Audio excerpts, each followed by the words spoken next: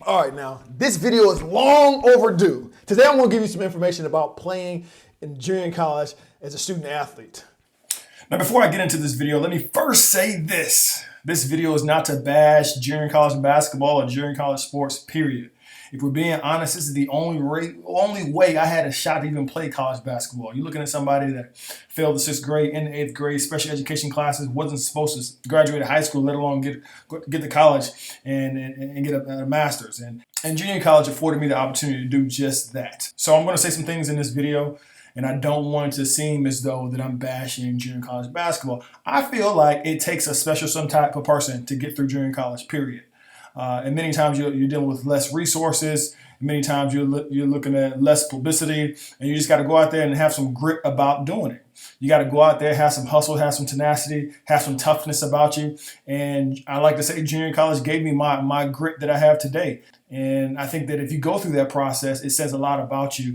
So listen, if you identify with that mindset, if you identify with that grit, that hustle, that tenacity you're going to have in junior college, whether you're a junior college player now, currently, or you aspire to be so, check out this new t-shirt I've just designed on hooplottie.com. It just says that, junior college grit, and that's what you know that you're going to have. So check this out. It's in army green. It'll be shipped from me to you, from my hands to yours. I design it, I create it, I package it, seal it, put some other Hoop Lottie goodies in there as well. Make sure you check out hooplottie.com and pick up this shirt. Some of y'all feel like y'all gonna dribble between your legs good enough, then college coaches are gonna want you because you can windmill, because your vertical is up, because you got these types of stats in high school that you're just gonna be able to get the attention of coaches at a college and they're just gonna love you. But y'all heard me say this over and over again. I know it sounds super corny, but if you don't have grades, you're not going to be there. If you don't have integrity and character, you won't be there for very long. You may get the attention, you may even get offers. But if you don't have these things, then you will not be there long. Now, in order for me to tell you this and really illustrate this to you, I'm going to incriminate myself. I'm going to show you some of my horrible grades in junior college. I didn't know they were that bad, but I'm going to show you some of my embarrassing grades at the very end of this video. But beforehand, I want to give you some tips as far as dealing with the grades, especially going to junior college, right? That whole transferring process. There's things you should be doing while you're in junior college if you really want to maximize this time.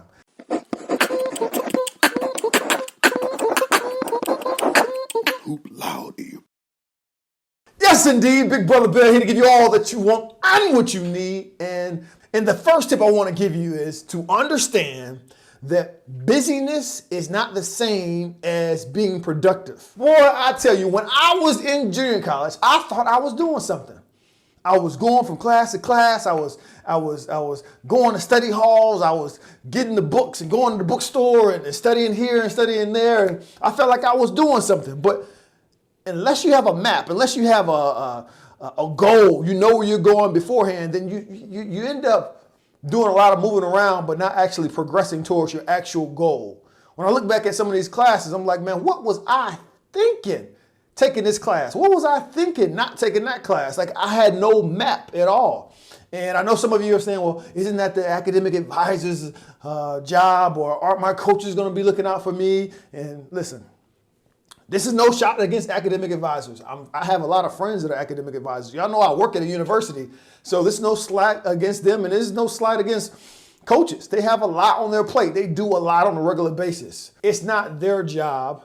You know what? It may be their job, but it's really your job, okay? Because at the end of the day, you may not know your coaches 10 years from now. You definitely not going to know your academic advisors 10 years from now, but all this stuff is going to be on your name. I make the example all the time that, going to college, whether it's junior college, prep school, whether it's a 4-year institution or not, it's like you going to a 5-star restaurant and you've never been to this restaurant before, and everybody's giving you recommendations on what you should try.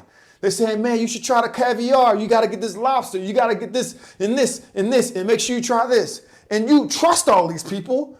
Right? You know they want your best your best interest. At least you hope so. So you take a little bit of that, take a little bit of this, a little bit of that. Give me double of those. Let me get a beverage for this person. Now you're getting excited and you're getting all these things on your plate.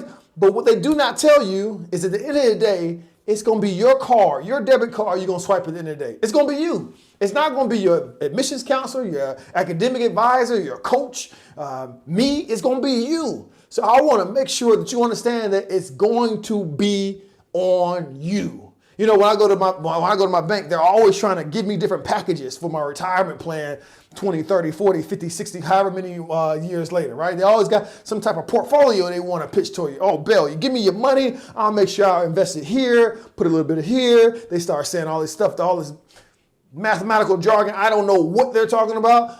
Carry the 1 minus the 2, we're going to put you in this and you're going to make this money. Your money's going to flip, triple, and dip, and you're going to get a lot more money back. It's going to be great for your investment portfolio.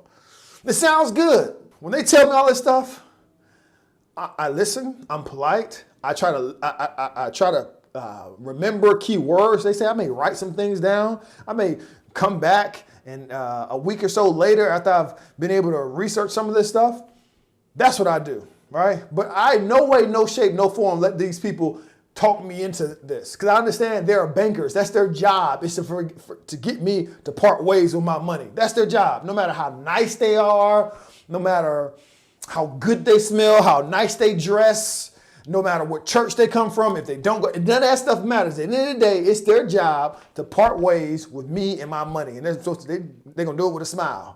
And I say that because that's the same thing with some of these individuals you deal with at universities, okay? They may mean well, but it is their job to give you advice. But it is your job to make sure you have to be your biggest advocate. You have to be your biggest advocate. I'm not saying you shouldn't trust anybody. What I'm saying is, like the restaurant I talked about beforehand, understand that these are recommendations, okay? At the end of the deal, at the end of the day, you're going to have to sleep on this, right? My mom used to say back in the day, if you make your bed hard, you're going to sleep in it. So if you make your bed hard, meaning you allow somebody else to make these decisions, you cannot tell your family 10 years from now, 15 years from now, 20 years from now, that the reason that you can't buy Christmas gifts for your kids or the reason why you can't do this or that is because your academic advisor, it's on you.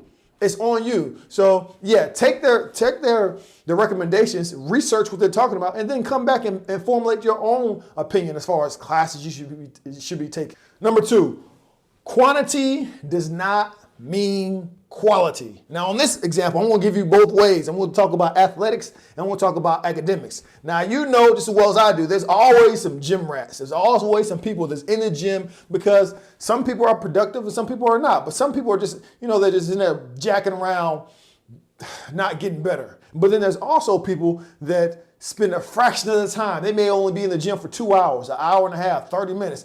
But in that time, they make it count.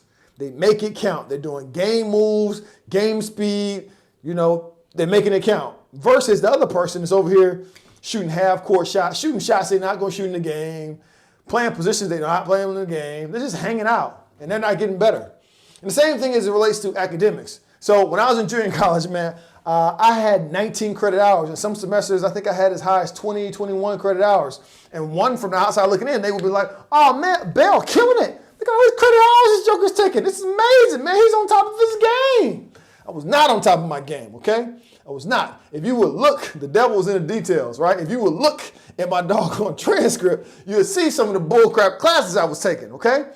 I wasn't taking astrochemistry, physics, okay? You're going to see on my transcript what I was taking. It wasn't quality classes is what I'm saying. So understand that just because someone has more credit hours than you, just because you have more credit hours, that doesn't mean that that's a good thing. That doesn't mean that's a good thing. I need you to understand that quantity does not mean quality.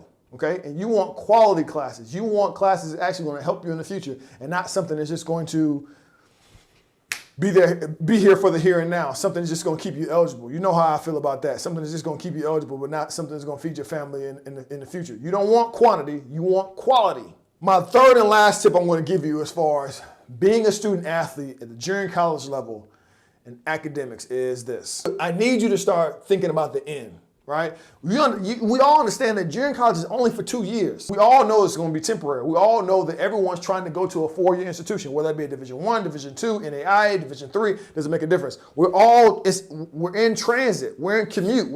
This is not going to be our home base.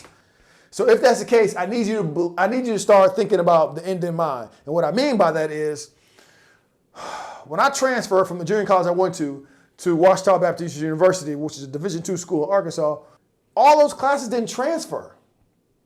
And if I would have known, if I would have said, okay, look, these are the top schools, these are the top 5, 10 schools that I can realistically go to after I leave this junior college. These are schools that are these are schools that are sending me letters. These are schools that I'm interested in. I just put it on the paper, write them down, 10 of them. Then I have to go and do the homework, and that is find out what classes will transfer, right? What classes are going to transfer? Can I knock out my core classes? Because some of you may think like, I'm knocking out all my core classes and they're going to accept all these core classes. That's not how it works, okay? Depending upon the institution, depending upon the university, there are some classes you may say, oh, English, boom, boom, that's going to, not necessarily. There may be a certain emphasis that the school that you want to go to wants you to have in that English major that you don't have going through here. And you may say, well, what's the big deal? I just take it at the university that I'm going to. Money is the big deal, okay? You don't want to be in school any longer than you have to, especially when you're paying out of your pocket, all right? Especially when you're paying out of your pocket. And even if you're on scholarship. I was on scholarship. Anytime I dribbled the ball on the basketball campus, with the exception of our redshirt year, it was paid for. But after I got done dribbling the ball, after my eligibility was up, I still had 3 classes to take. Spanish 1, Spanish 2, and it was like a communication class. Guess what? After my eligibility, there's no scholarship. I had to pay for that. I had to pay for that out of pocket. So don't be all willy-nilly just thinking like, oh, well, I'll just take it at my new institution and my new university and it'll be fine. You want to minimize that as much as possible because that's more time that you have to spend to take these classes. That's more money, more energy, more patience. And we want to make sure that we can make this count the first time around. I hope those tips really helped you because you need to start getting yourself in the mindset of like thinking long term, understanding that quantity and quality is not the same, and understanding that busyness and being productive is not the same thing as well. So we want to make sure that you're impactful. We want to make sure that you're intentional. And we want to make sure you actually have a roadmap to how this looks as far as the junior college academic standpoint, because it's not anyone's job but yours. Yeah, people may have some job titles that say, I'm the academic advisor and I'm here to serve you. I'm here to help you. And you know, some of those people may be here today and gone tomorrow. They be at a different university. You need to make sure that these people make it make sense to you, okay? If it doesn't make sense to you, go back in there and ask them again, all right? And don't feel bad about it. Don't feel bad about it because at one point they didn't know, right? So don't feel bad about it. You're green, you're wet behind the ears, you just got to the university, you don't know. Understand, these people have been doing this stuff for 10, 20, sometimes 30 years. You have nothing to feel bad about. Some of these people on these roads have been doing it longer than you've been alive. So don't walk in there feeling embarrassed like, oh, I just don't want to be a problem. I don't want to ruffle any feathers. I don't want to make any waves. No, make waves, ruffle feathers, all that. Because at the end of the day, you slide your doggone card, at the end of the day, it's going to be a bill that's going to be on your name, okay? On your name. So let's get into my horrible transcript. So check this out. First semester, man, I took intermediate algebra. Your man got a C in it, which is good for me because I'm not a math type person. But let's get to the bull crap here, okay? So, brother, you took study skills? What does that really even mean? Study skills? For real, though? Study skills? What you doing in there? You studying? How many credit hours you get in? 2 credit hours to be studying. Okay. It's not looking too good, player. It's not looking too good. All right, then you took criminal justice. You got a C in that. How do you get 3 credit hours? Oh, it's a 3 credit hour class. Okay, you got a C in that. You took mass comm, and then you took pilates. You took some pilates, huh? I know that's Pilates, but yeah. What you taking Pilates for, Bill? Why are you taking Pilates? Intro to writing. I still use that today. I would like to think. Fitness for life. Okay. Weight training. Men's basketball. Okay. So all those seem like basketball classes. Every last one of them. Fitness for life, weight training, and men's basketball. That all sounds like I got credit for being a basketball player. I could be wrong. It's been years, so I don't really remember all that. But yeah, let's get down to the second semester. Second semester, I got that study skills again. What is intermediate? I don't know what intermediate is. Physical geography. Okay, I got you. Weight training. There we go again. Then men's basketball. PE for young kids. Bell love the kids. Okay. Special problem. I don't know what that means. Then I took a theater class. Okay. All right. Got some quality food in here, but also a bunch of junk food and stuff that's not going to help me. But we're going to keep it moving. Okay. The fall for the next year. Study skills again up on there. Okay. Intro to Lit. All right. American Civ, Heredity. Okay, what? All right, I got a D in that class, but we're gonna keep it pushing. Got college algebra again. So why did I take algebra? Oh, no, that was intermediate. Okay, so now this is college algebra. So I'm moving up a little bit. Yoga, look at me, well-rounded yoga. I bet you that's gonna transfer nicely at Washita Baptist University. You think they're gonna give me some credits for yoga? Huh? I'm at advanced weight training. Oh, I'm balling now. And then men's basketball. I must be on the varsity team. Okay, let's go on to the next semester. Next semester, I'm at study skills again. It's making me feel like I didn't fail the 6th grade and 8th grade special education classes all over again with some of these classes I'm taking. Then this is Bus Comp App. Don't know what that is. We're going to flip the page. All right, what else you got? Got chemistry. Okay, we're getting level of difficulty is right on par with a D that I received in that class, because I'm sure I wasn't applying myself. Let's get on to this public communication. Your man can't speak. I do like public communication, but I was kind of nervous when I first started doing that, so I got a C. Human development, I believe that is, got a C. Advanced weight training, boy, I'm advanced. And then I got basketball, and then I got gardening. I bet you gardening was well at Washita. I bet you that cut me out of so many classes taking gardening. It was just ridiculous. Oh my goodness. And let's get to my last semester.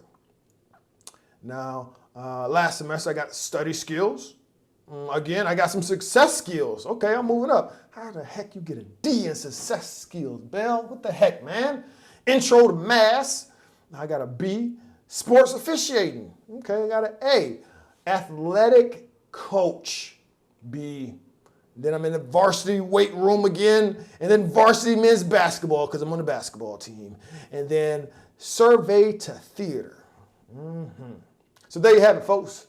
2.6 GPA. Read it and weep.